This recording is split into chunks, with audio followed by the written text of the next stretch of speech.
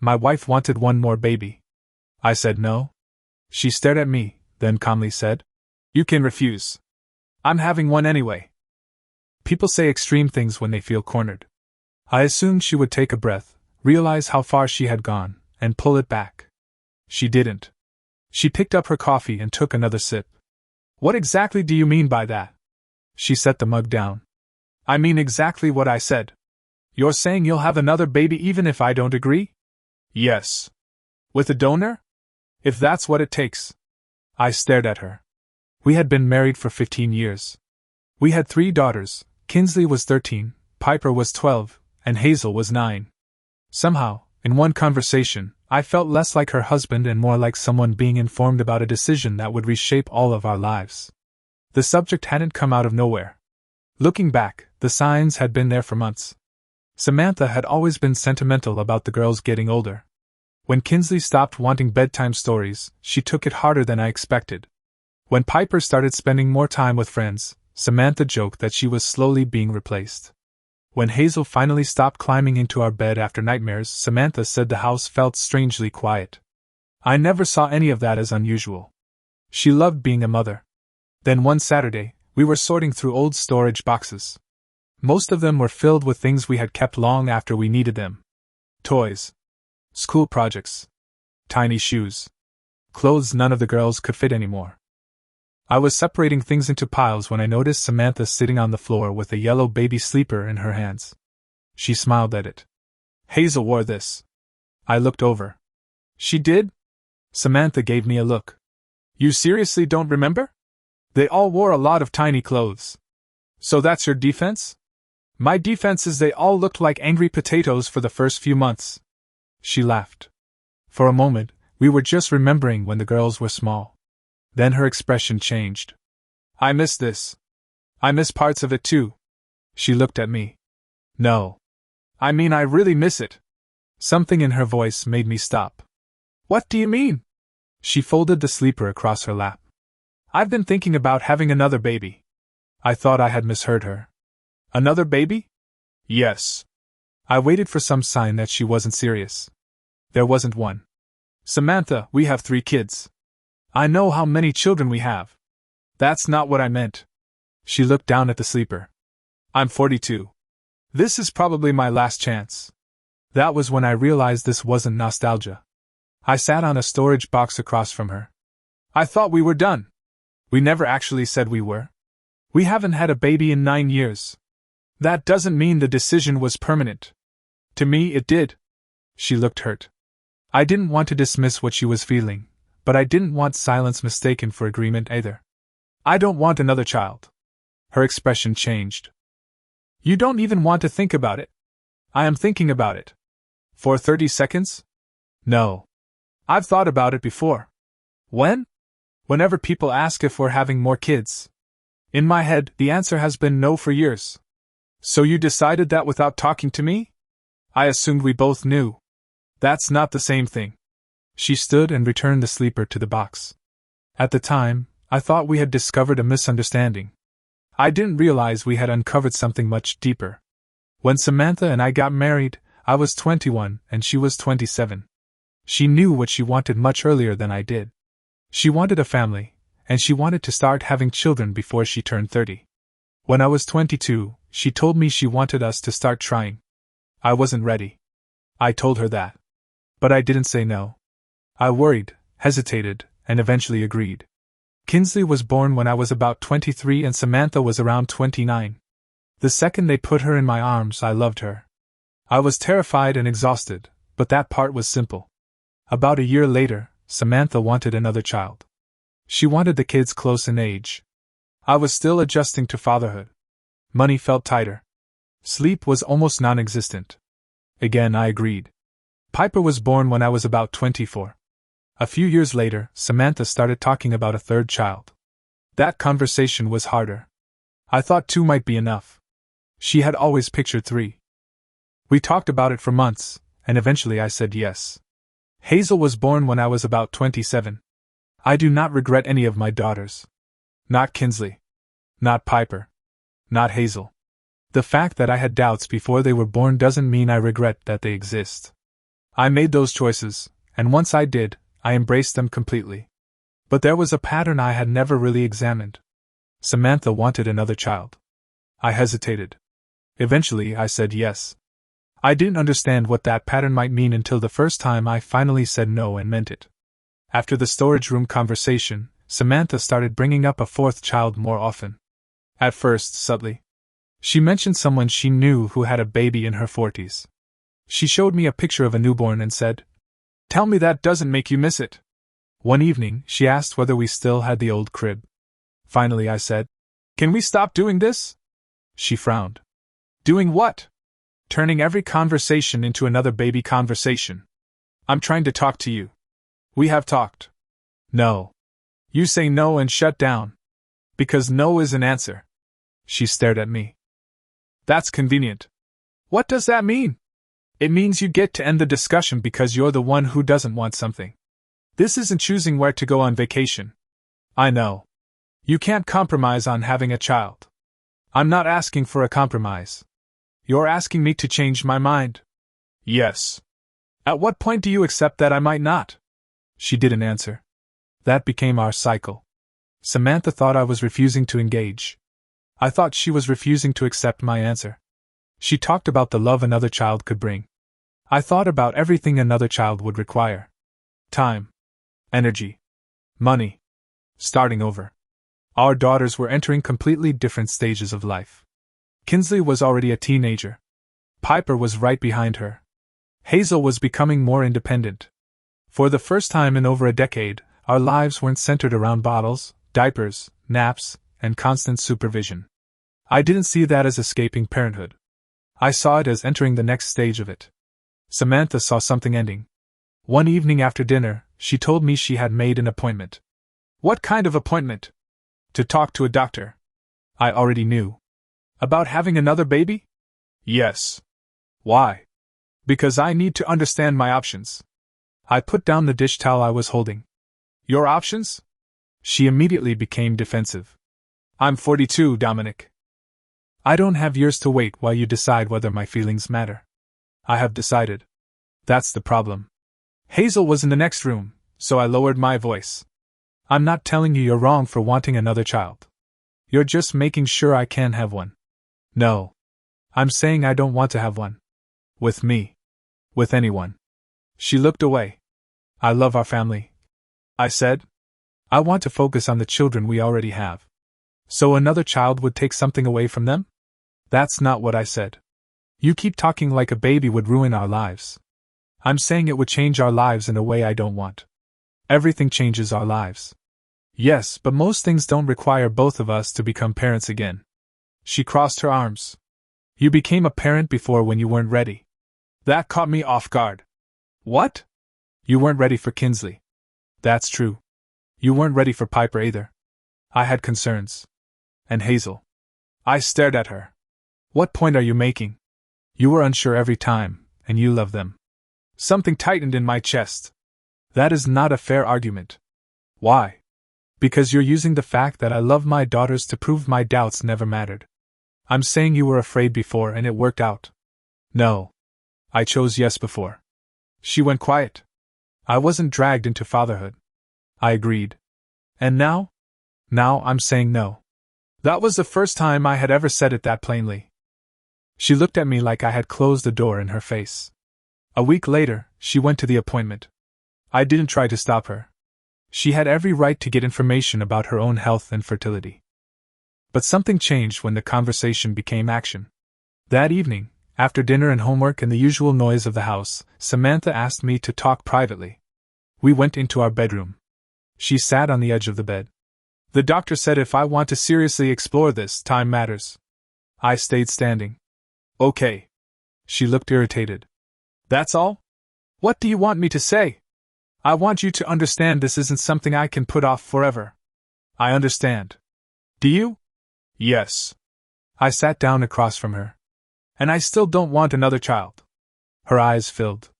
That was the first time I saw what was underneath the anger. She wiped her face. "I feel like someone is missing." I didn't know how to answer. "When I picture our family 10 years from now," she said, "it feels like there should have been one more." That's not how I feel. She looked at me. You don't feel that at all? No. The answer hurt her. I could see it. But lying would have been worse. I feel complete, I said. With me? With our family. She looked down. And I don't. That was the heart of it. We were looking at the same family and seeing two different things. For a while, the subject disappeared from everyday conversation. We still went to work, handled school mornings, bought groceries, helped with homework, watched television. But the fourth child was always there between us. An imaginary person shaping a marriage before they even existed. Then Samantha started talking to her sister, Cynthia. I knew because Cynthia called me. We got along, but she had never called me privately about my marriage before. Can I ask you something? Sure.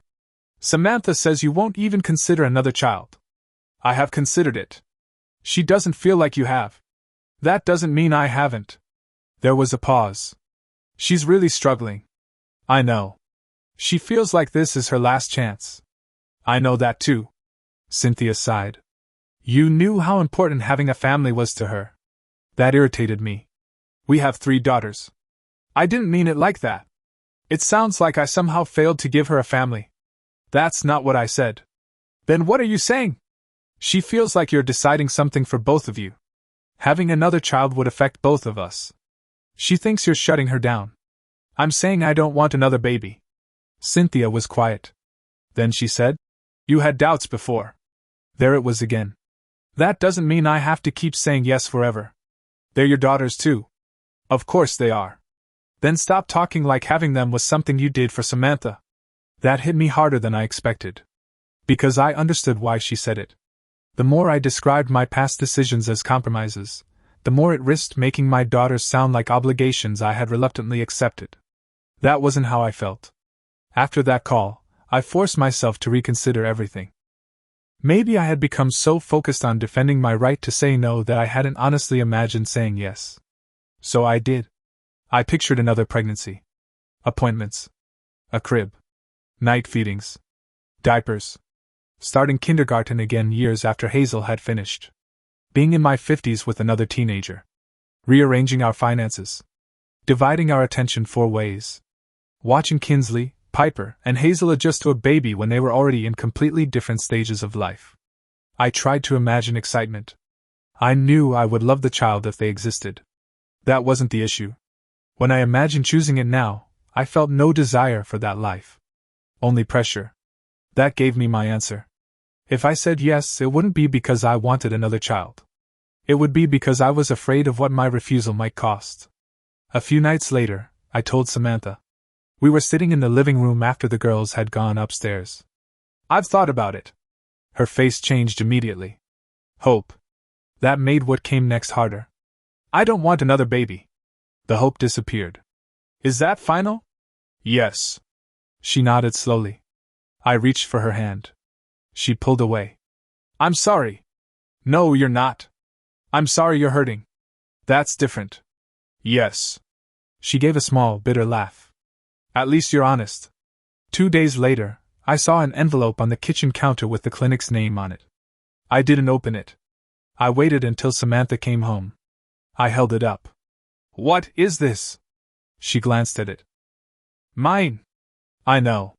Then why are you asking? Because I told you my answer was final. And you're still moving forward. She put down her bag. I'm gathering information. For what? You know for what. Samantha. She crossed her arms. You made your decision. And I have to make mine. Something about the way she said it made my stomach drop. What does that mean? It means I want another child, and I'm not automatically giving that up because you said no. This isn't something you can do alone while we're married. Why not?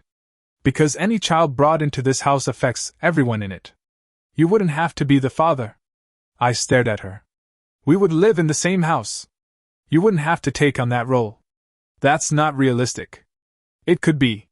No. I shook my head. A newborn in our home would affect our sleep, our finances, our daughters, our time, everything. You can't pretend I could just live beside that situation like a roommate. You're making this sound ugly. I'm describing what it would actually mean. You had the chance to do this with me. That is not how having a child works. Then how does it work? Both people agree. She stared at me. Then she said it. You can refuse. I'm having one anyway. I went completely still. You're serious? Yes. You would use a donor? If that's what I have to do. And stay married to me? That's up to you. That was when the issue stopped being only about another child. It became about whether my answer had any meaning inside our marriage. If you intentionally move forward with this knowing I do not want another child, I don't think our marriage survives it. Her face barely changed. Then do what you have to do. You understand I'm talking about divorce. I understand. And you'd still do it? She looked directly at me. I'm having another child one way or another. I slept downstairs that night. The next morning, I woke up before everyone else. I could hear the normal sounds of the house starting the day. Footsteps. The shower. Cabinet doors. It was strange how ordinary everything sounded. At breakfast, Kinsley kept looking between us. Finally she asked, Are you guys fighting? Samantha answered too quickly. No. Kinsley looked at me. Dad? We're working through something. What? Adult stuff. She rolled her eyes. You always say that. Normally I would have laughed. I didn't. For the next few days, Samantha and I spoke only when necessary. Then Kinsley came into my room while I was folding laundry. She stood in the doorway. Are you and Mom getting divorced? My hand stopped. Why would you ask that? I heard you arguing. When? The other night. My stomach tightened. How much did you hear? She shrugged. Something about a baby. I sat down. Come here. She sat beside me. Your mom and I disagree about something important. Is she pregnant? No. She looked relieved for half a second. Then she asked, Does she want to be? I hesitated. That was enough. Are you leaving? I don't know. The second I said it, I wished I could take it back. Her eyes filled. I put my arm around her. Nothing has been decided. That's not what I asked? She was 13. Old enough to know when adults were avoiding the truth. Too young to carry the weight of it. I love you, I said. She started crying quietly against my shoulder. That was when the conflict stopped feeling private. There wasn't even another child yet, and our daughters were already feeling the consequences. That night, I told Samantha what happened. She looked horrified. Why would you tell Kinsley we might divorce? I didn't. She didn't invent it. She heard us. Samantha stared at me. So now the girls are involved.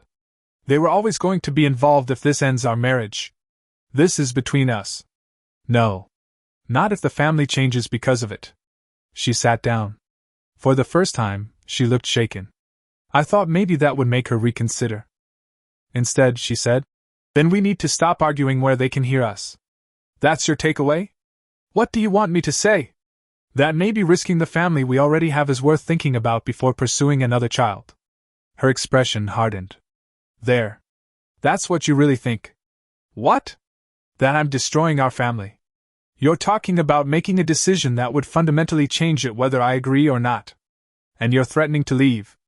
I'm telling you what I would do. So your choice is somehow more acceptable than mine? That stopped me. Because she was right about one thing. I was making a choice too. She had the right to decide what she did with her own body. I had the right to decide whether I remained in the marriage afterward. Both could be true. That didn't make either outcome painless. Eventually, Samantha agreed to counseling. I think we both secretly hoped the counselor would tell the other person they were wrong. Her name was Janice. During our first session, she listened to both of us and then asked one question. If the other person does not change their mind, what happens? Samantha answered first. I try to have another baby. Janice looked at me. And you? I leave. Hearing it aloud made me feel sick. Janice nodded slowly. So both of you are describing choices that could end the marriage as you currently know it. Samantha immediately said. His choice ends it. I turned toward her. My choice? You're the one saying you'll leave. Because you're saying you'll have a child against my wishes. Janice raised a hand. Stop. We both went quiet. Blame is not going to answer the actual question. She looked at Samantha. You cannot require Dominic to want another child. Then she looked at me. And you cannot require Samantha to stop wanting one. I nodded. Janice continued. Wanting something and acting on it are different. Marriage does not erase individual autonomy, but individual choices still create consequences inside a marriage. Samantha started crying. Not angrily. She covered her face. No one understands what this feels like. Janice asked gently. What does it feel like?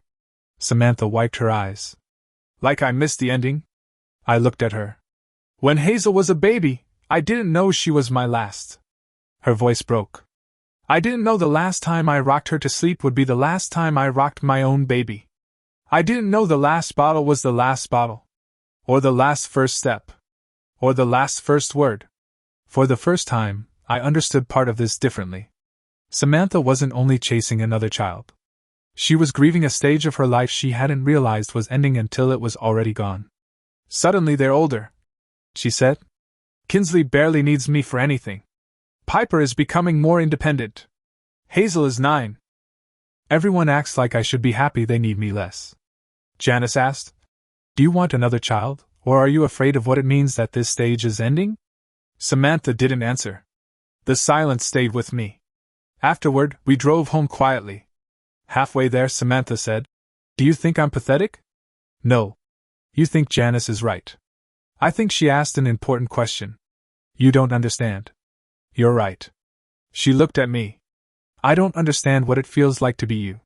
But you don't understand what it feels like to be me either. She turned toward the window. I became a father at 23. Then again at 24. Then again at 27. I know. No. Listen. She did. I've spent almost my entire adult life raising young children. I don't regret that. But I'm ready for the next stage too. You can still have that with another baby. I know. Then why do you act like another child ruins everything? Because I don't want one. There was no softer way to say it. She looked away. Then she whispered, I wish you did. I know. We went to counseling several more times. We understood each other better. It changed nothing. There was no misunderstanding left to solve.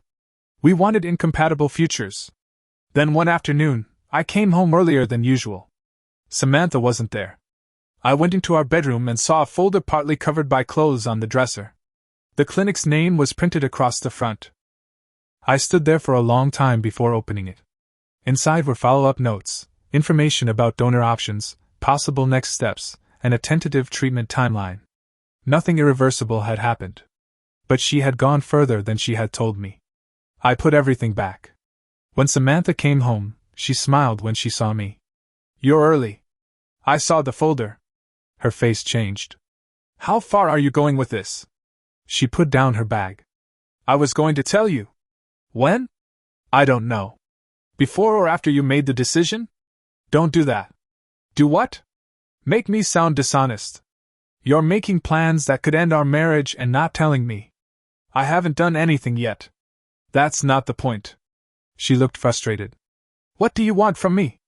The truth. You already know the truth. Are you going through with it? She stared at me. I think I am. I expected to get angry. Instead, I felt strangely calm. I nodded. Okay. She looked confused. What does that mean? It means I believe you. I've been telling you. I know. I started toward the kitchen. She followed me. Dominic. I turned around. What is left to say? A lot. No. I kept my voice low. You want another child badly enough to risk this marriage. That's not fair. And I don't want another child badly enough that I'm willing to stay under those circumstances. Her eyes filled. So you've decided. We both have. She became angry. You don't get to put all of this on me. I'm not. Yes, you are. You keep acting like I'm destroying everything while you're innocent. I'm not innocent. Then admit your part. I took a breath. I should have been more honest years ago. What does that mean? I should have been clearer when I wasn't ready. You were.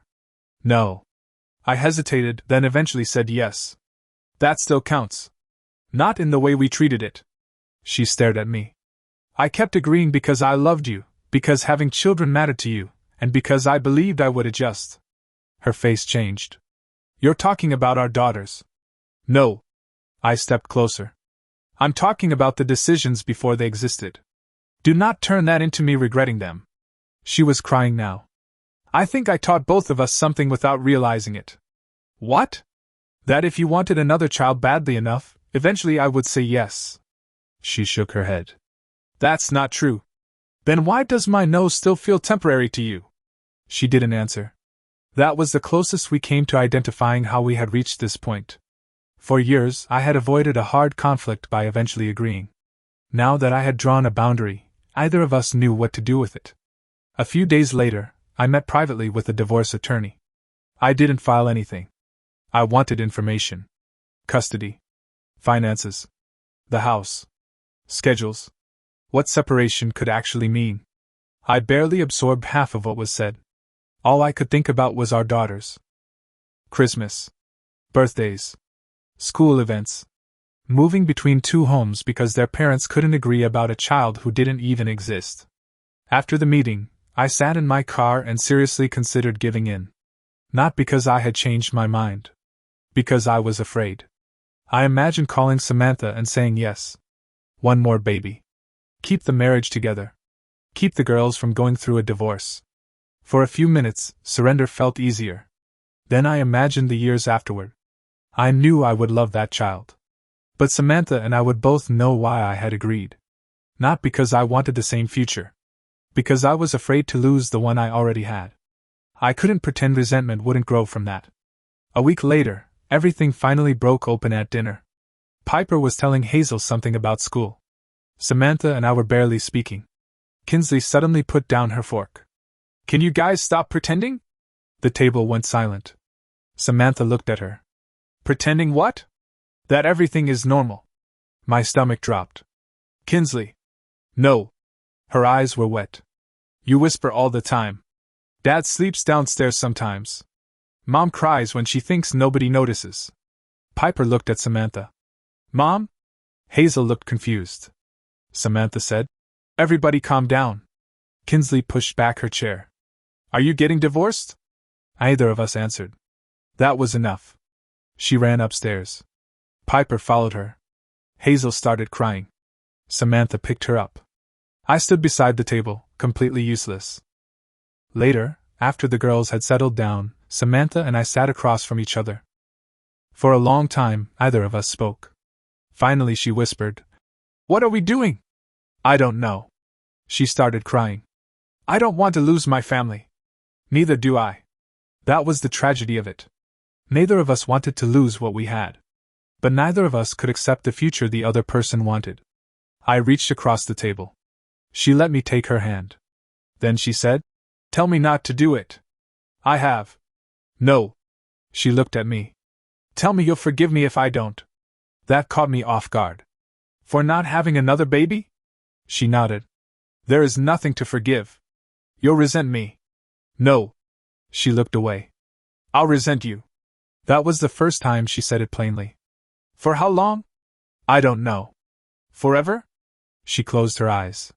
I don't know. We sat there holding hands. That hurt more than any argument. Because we still loved each other. It just wasn't enough to make us want the same life. As of now, Samantha has not started treatment. She also hasn't closed the door on it. I haven't filed for divorce. But I still have the attorney's number. We live in the same house. Some nights we sleep in the same bed. Some nights we don't. The girls know our marriage is in trouble, but we have kept the details away from them as much as possible. Kinsley has stopped asking questions. That worries me more than when she was asking them. We still go to counseling. At our last session, Janice asked whether either of us could imagine a future where no one carried resentment. Neither of us answered. A few nights ago, I found Samantha sitting alone with the old yellow baby sleeper folded in her lap. I stood in the doorway. She looked at me. For a while neither of us spoke. Then she asked quietly, Do you ever wonder who they would be? I knew exactly who she meant. The fourth child. The person she could already imagine. I answered honestly. No. Her face fell. Then I said, I wonder who will be after this. She looked down at the sleeper. I went downstairs. That is where we are now. 15 years of marriage. 3 daughters we both love more than anything. A wife who believes she may regret it forever if she lets her last chance for another child pass. A husband who knows he does not want to start over. Nothing irreversible has happened yet. But one of us may eventually have to live with a future we never wanted. Or we may stop sharing the same future entirely. And somehow, before either of those things has happened, our family already feels like it is waiting to find out what survives.